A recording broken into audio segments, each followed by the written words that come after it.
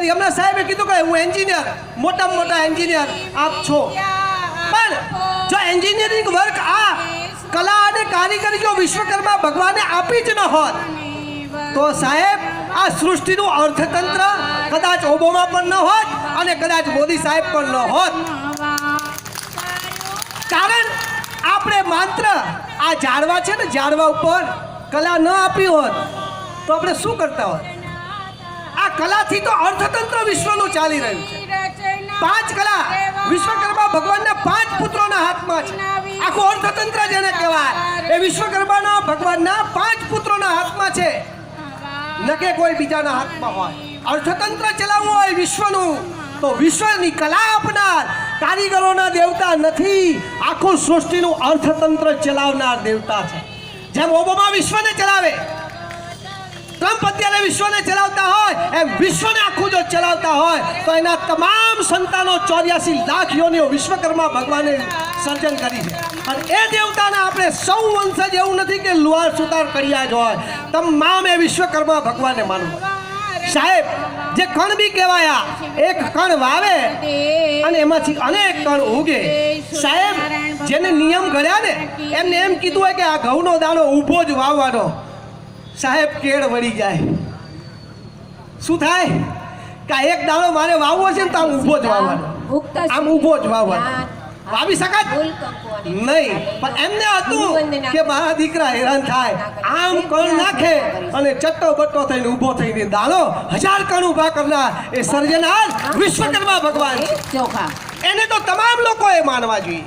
વિશ્વકર્મા ભગવાને આ સર્જન કરી નાખ્યા પછી તેમના 5 પુત્રોને 5 મુખથી વિરાટ સ્વરૂપે જન્મ આપ્યો.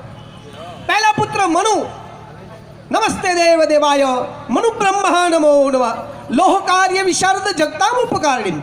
આ સૃષ્ટિ ઉપર લોખંડનું કામ કરવા માટે મારા મનુ એટલે કે પંચાલ સિવાય કોઈ વિશારદ નથી આ વિશ્વમાં. જ્યારે જ્યારે હે દેવતાઓ તમારે જરૂર પડે ત્યારે મારા મનુને યાદ કરજો, તમારું લોખંડનું કામ કરશે. બીજું કાર્ય સોંપવામાં આવ્યું બીજા મુખથી દાદાએ વિશ્વકર્મા ભગવાને મયને ઉત્પન્ન કર્યા. નમસ્તે દેવ દેવાય, મય બ્રહ્મા નમો નમઃ. કાષ્ટ એટલે કે લાકડાનું કામ સોંપવામાં આવ્યું. સુથાર, ગજ્જર, વૈશ્ય, પંચોલી, મેવાડા, વડગામા તે થયા. ત્રીજા પુત્ર તામ્ર પિત્તળનું કામ, જ્યારે તમારે જરૂર પડે તો મારા ત્વષ્ટા ને યાદ કરજો. નમસ્તે દેવ દેવાય, ત્વષ્ટા બ્રહ્મા નમો નમઃ. ધાતુ કાર્ય વિશારદ જગતામ ઉપકારિણી. આ સૃષ્ટિ પર તાંબા, પિત્તળ અને વાસણ, આભૂષણો, અને આભૂષણ ક્યાં જે ઝાલરો, ઘંટડી, આરતી જે કાંઈ બનાવવાની જરૂરિયાત પડે વાસણોની, ત્યારે મારા ત્વષ્ટા પુત્રને યાદ કરજો, તે કંસારા તરીકે ઓળખાશે. ચોથા પુત્ર શિલ્પ, નમસ્તે દેવ દેવાય, શિલ્પ બ્રહ્મા નમો નમઃ. પાષાણ કાર્ય વિશારદ જગતામ ઉપકારી. આ સૃષ્ટિ ઉપર માટી અને પથ્થરનું કામ કરવાવાળા શિલ્પ, કડિયા, કુંભાર, પ્રજાપતિ, સોમપુરા, શલાજ, શથવારા એ તમામ આ સૃષ્ટિ ઉપર આપ સૌએ જોયું છે કે રામને કોઈ જોયા તો નથી છે. આમાંથી કોઈ પણ મનુષ્ય હોય પૃથ્વીમાં એને રામને નથી જોયા, કૃષ્ણને નથી જોયા, નથી વિષ્ણુને જોયા, તો એ જે તમામ લોકોનો સ્વરૂપનો ઘડનાર મારો શિલ્પ છે એ વિશ્વકર્મા છે. અને એને ચીજ આપણે જાણી શક્યા કે આ શંકર ભગવાન આવા હતા, આ રામ હતા.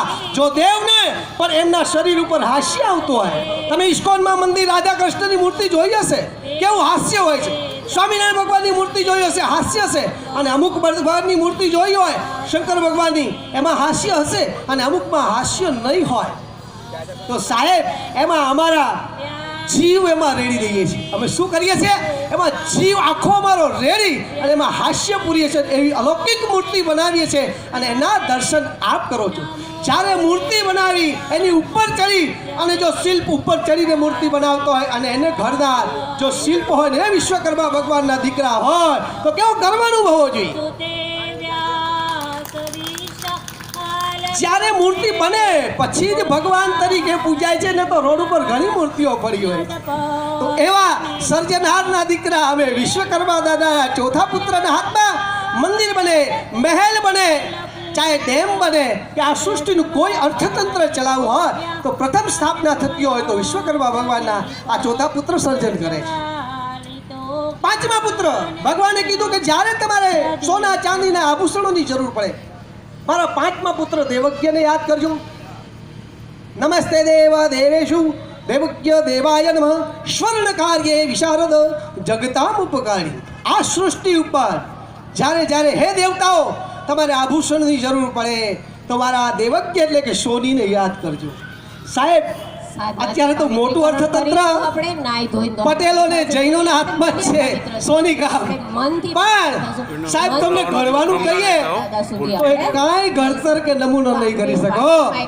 સાહેબ એન્જિનિયર હોય પણ એ ઘડતર અડધા તોલો ને 5 તોલાની અંદર જો ઘડતર કરતા હોય અને આપ એ બિઝનેસને ચલાવતા હોય તો એક મારો સંદેશ છે કે સોની પરિવાર નહીં પણ પટેલ લોકોએ પણ વિશ્વકર્મા ભગવાનને માનવા પડે. અને બધી વસ્તુ પર લુહારે નહીં, સુતારે નહીં, પંચાલે નહીં, પણ જે લોકો આ ઉદ્યોગ સાથે જે કલા છે એ કલાથી તો તમે બિઝનેસ મેળવો છો. માં સરસ્વતીની પૂજા કેમ થાય? જ્ઞાન માટે. લક્ષ્મીજીની પૂજા ધનતેરસે થાય ધન માટે. તો તમે ધંધો ને બિઝનેસ એમાંથી ઉપજાવો અને અમારી કલા થકી આપ કમાઓ તો શું આપ બધાએ ન માનવા જોઈએ? અમે કોઈ દેવી દેવતાઓ માટે અમે ના નથી પાડી. વિશ્વકર્મા વંશજી રામ ભગવાન તો કે અમારા, કૃષ્ણ ભગવાન તો કે અમારા, હનુમાનજી તો કે અમારા, શંકર ભગવાન તો અમારા. ઘંટા કરડામાં આવી તો અહીંયા બેલ વગાડવાની છે. ઘંટ વગાડવા મૌડી જઈએ જ છે.